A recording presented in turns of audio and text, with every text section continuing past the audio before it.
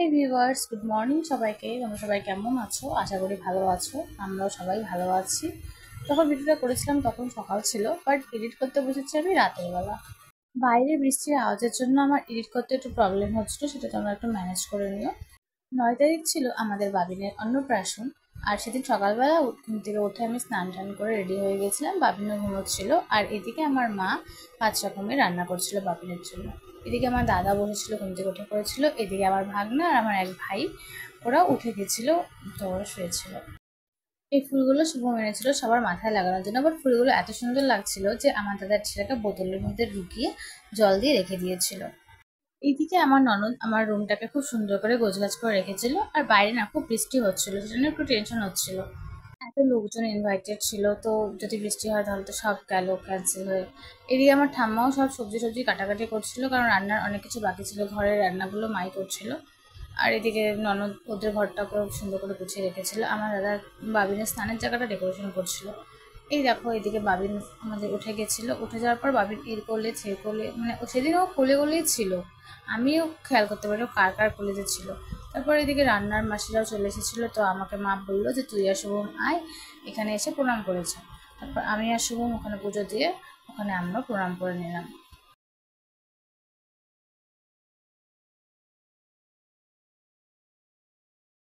রান্নার জন্য দুজন এসেছিল, ওরাই কাটাকুটি করে সব রেডি করে নিয়েছিল। আর তারপর আমরা সবাই জল ভরার জন্য রেডি হয়ে গেছিলাম। আমার শাশুড়ি মা কুলো নিয়ে দাঁড়িয়ে আছে, আর আমরা সবাই এখন জল ভরার জন্য বেরোচ্ছিলাম। বাড়ির পাশে ক্যানেল আছে, ফুলবাড়ি ক্যানেল, যেটা গাজলডোবার সাথে যুক্ত। তো সেখানেই আমরা যাব জল ভরার জন্য। তো সবাই আমরা বেরোচ্ছিলাম, সবাই জোগাড় টোকার দিচ্ছিল। আর এদিকে দাদাও চলে এসেছিল, মা সবাই দাদাকে রেখেছিলাম আমার বাবা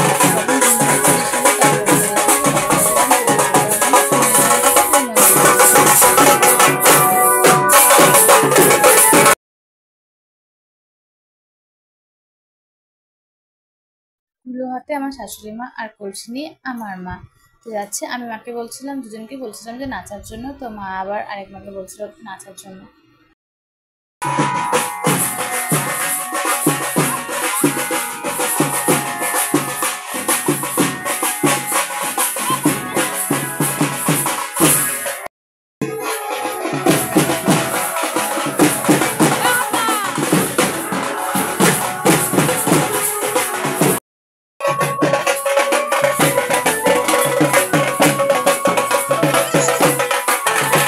চলে এসেছে এখানে আমরা জল ভরার জন্য। আর এটাই হচ্ছে ক্যানেল, ফুলবাড়ি ক্যানেল। আর এখানে একটা মন্দিরও ছিল, শিব ঠাকুর ছিল এখানে বটগাছের নিচে। এখানে সবাই প্রণাম টনাম করে তারপর এইখানে জল ভরছিল। আর প্রচণ্ড জল ছাড়া হয়েছিল, তাই জলগুলো খুব কাদা কাদা ছিল, খুব একটা বেশি জল নেয়নি, আর বেশি কেউ নামিয়ে নিয়ে নিয়েছে। মা আর শাশুড়ি মা দুজন মিলে নিয়মকানুনগুলো করছিল। পেছনে আমার জেঠিও ছিল পাশের বাড়ির, আর এদিকে ননদ, ননদের ননদ আর ননদের বান্ধবী সবাই নাচানাচি করছিল। তারপর এইদিকে সব নিয়মকানুন করে টরে জল ভরা হয়ে গেল। জল ভরা হয়ে যাওয়ার পর আমরাও বাড়ি থেকে রওনা দিয়ে দিলাম।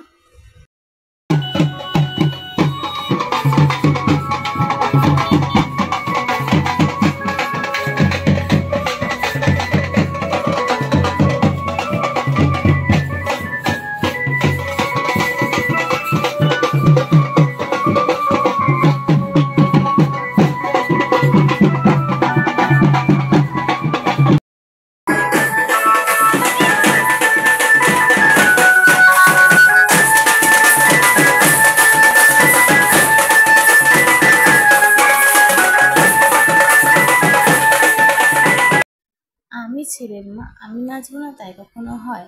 আমার ছেলেরই নাকি বিয়ে, অন্নপ্রাশন নাকি বিয়েই, তো আমি নাচবো না তাই হয়? যখন ছেলের বিয়ে হবে তখন তো আমি বুড়ি হয়ে যাবো, তখন তো নাচের শক্তি তো নাও থাকতে পারে। তো এখনই নেছি, তাই না? এদিকে আমার ঠাম্মা শাশুড়ি চলে এসেছিলো, ঠাম্মা ননদগুলো সবাই নাচানাচি করছিল। আমার দাদাও এদিকে তার ভাগনাকে নিয়ে নাচানাচি করছিল, তার আদরের একমাত্র ভাগনা। তারপর এইদিকে গায়ে হলুদের সব নিয়ম করা হচ্ছিল 5 জন মিলে। এখানে ছিল আমার পিসি শাশুড়ি, আমার শাশুড়ি মা, আমার মা, আর আমার দুটো দিদি ছিল। আমার বাড়ির ওখান থেকে এসেছিল দিদিরা, দিদিরা, জেঠিরা, মাসি সবাই এসেছিল।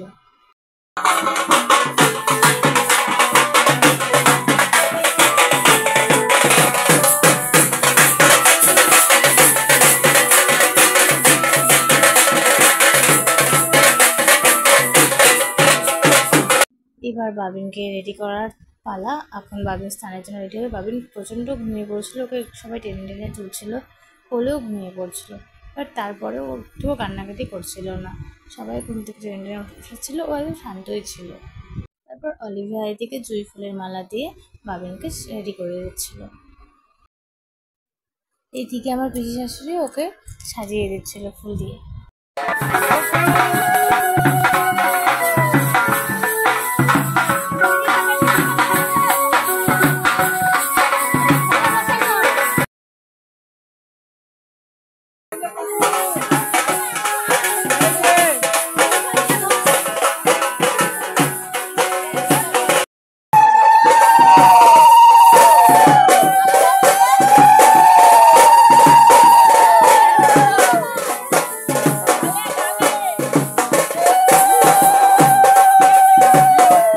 নিচে রাখা কুলোটা, তারপর পিঠিটা আমার দাদার আর্ট করা।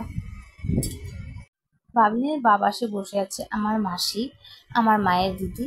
আমার মাসিকে বাবিনের খুব পছন্দ। মাসি কিছু বললেই ও হাসতে থাকে আর মাসির মুখের দিকে সারাক্ষণ তাকিয়ে থাকে।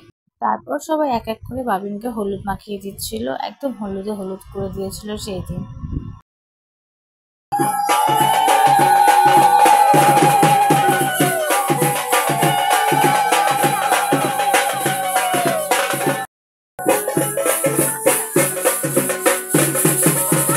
তারপর স্নান শেষে আমারও কিছু নিয়ম ছিল, নিয়মগুলো আমিও করে নিলাম। তারপর এদিকে বাবিনের ফটোশ্যুট করা হচ্ছিল। আর বাবিন এতটাই শান্ত ছিল যে সেদিন সবার মুখে একটাই কথা ছিল, এত শান্ত ছেলেটা, এত শান্ত ছেলেটা। আমি জানি বড় হয়ে ও দুষ্টু হবেই হবে। তারপর বাবিনকে রেডি করে নিয়ে মন্দিরের উদ্দেশ্যে রওনা দিলাম সবাই। আর এদিকে হচ্ছে যে মন্দিরে যাব সেই মন্দিরেই ঠাকুরমশাই আগে থেকেই বলেছিল যে ওখানে ভোগ রান্না করা হয়েছে, ওখানেই ওকে প্রসাদ খাওয়ানো হবে, তারপর বাড়িতে এসে মামা ভাত খাওয়াবে। এদিকে টোটো রেডি ছিল, আমরা সবাই টোটোতে করেই যাচ্ছিলাম। মন্দিরটা একটু দূরেই ছিল। আমরা সবাই বলতে আমাদের বাড়ির লোক, আমার বাপের বাড়ির লোক, শ্বশুর বাড়ির লোক, সবাই আমরা ছিলাম। সেদিন বাবিনের সাথে আমার ছবি তোলাই হয়নি ভালো করে। আমি তো বাবিনকে সেদিন ঠিক করে দেখছিলামও না, কারণ মায়েদের নজর নাকি সবার আগে বাচ্চাদের লাগে, মা আর বাবার নজর। তো বাচ্চাদেরকে তো এমনিও কিউট লাগে, আর এত সুন্দর সাজাতে বাচ্চাদের কিউট লাগবেই। তো আমি সেদিন বাবিনকে ঠিকমতো দেখিও নি।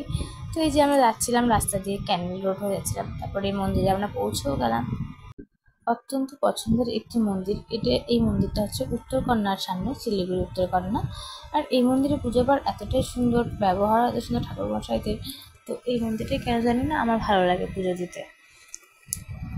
বাংলা মাস হিসেবে ছিল জ্যৈষ্ঠ মাস, আর জ্যৈষ্ঠ মাসের একটাই ডেট ছিল অন্নপ্রাশনের।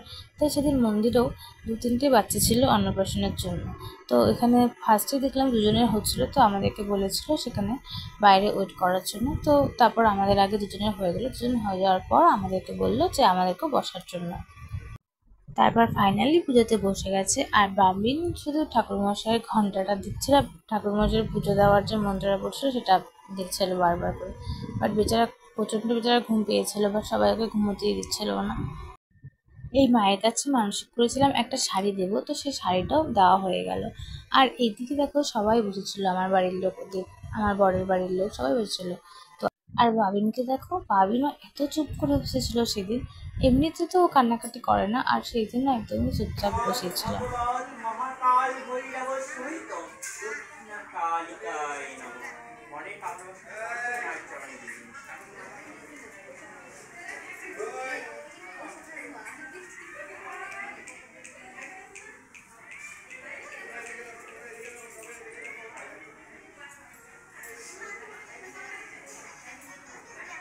ঠাকুরমশাইয়ের মন্ত্রপাঠ শুনে আমি তো ফ্যান হয়ে গেছি, এত সুন্দর করে মন্ত্রপাঠ করেছে, একদম স্পষ্ট উচ্চারণ করে।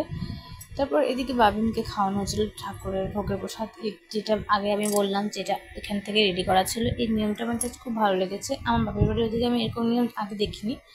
আমি দেখেছি বাড়ি থেকে পায়েস করে নিয়ে যায়, মন্দিরে গিয়ে খাইয়ে দেয়। বাট এখানে ছিল মাকে যে ভোগটা দেওয়া হয়েছিল সেটাই 5 রকমের ভাজা ছিল, তরকারি ছিল, খিচুড়ি ছিল, সবগুলো নিয়ে বাবিনকে ঠাকুরমশাই বলছিল মামাকে, মানে আমার দাদাকে বলেছিল যে বাবিনকে খাইয়ে দেওয়ার জন্য।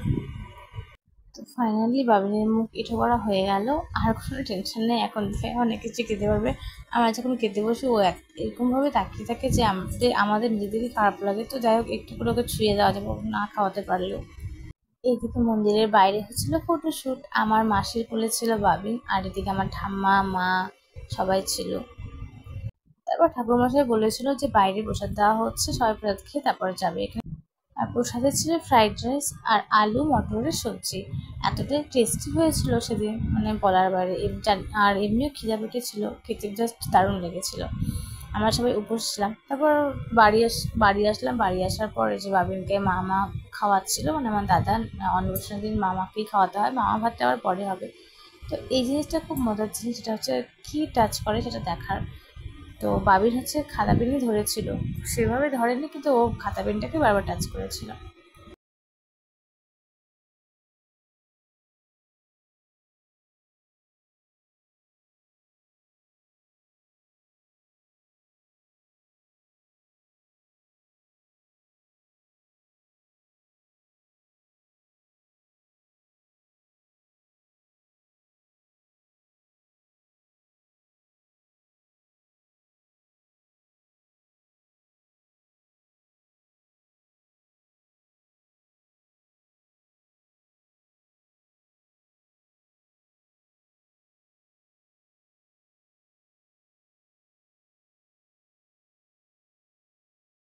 ও ধরতে এতটাই লেট করছিল, মানে ও খেলাতে ব্যস্ত ছিল, জামা খাওয়াতে ব্যস্ত ছিল। তো আমার ননদ করেছিল কি, ওর পিসি পেনটা ধরিয়ে দিয়েছিল হাতের মধ্যে, মানে ও পড়াশোনা করতে না চায়, ওকে জোর করে পড়াশোনা করানো হবে।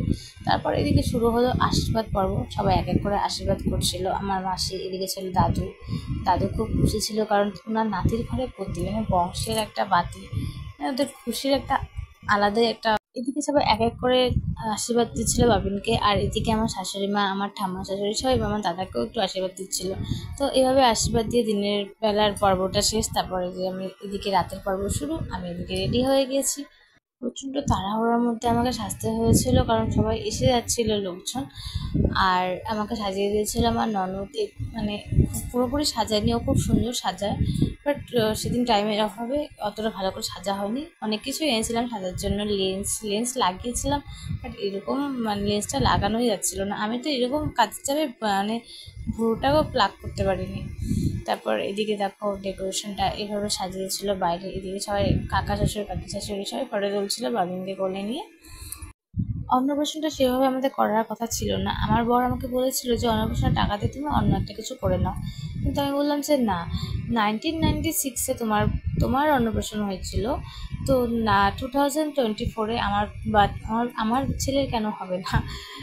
তো বাবার যেহেতু হয়েছিল, ছেলের সেহেতু করতেই হবে। তো এরকমভাবে করবো সেটাও ভাবিনি। তো এত তাড়াহুড়োর মধ্যে সব কিছু হয়ে গেছে, আমি তো অনেকজনকে ইনভাইট করতেও ভুলে গেছি। আমার বর ছিল মুম্বাইয়ে 13 দিন ছিল। 13 দিন পর ও এসেছিল। আসার পর ও আর ওর বোন দুজন মিলে সব কিছু করেছিল। আমি তো কিছুই করতে পারিনি। বেবি নিয়ে আমার সেরকমভাবে কাজ করাও হয়নি, বেবির পিছনেই আমাকে থাকতে হয়েছে। যাই হোক, তারপর এদিকে ওরা সবাই নাচানাচি করছিল।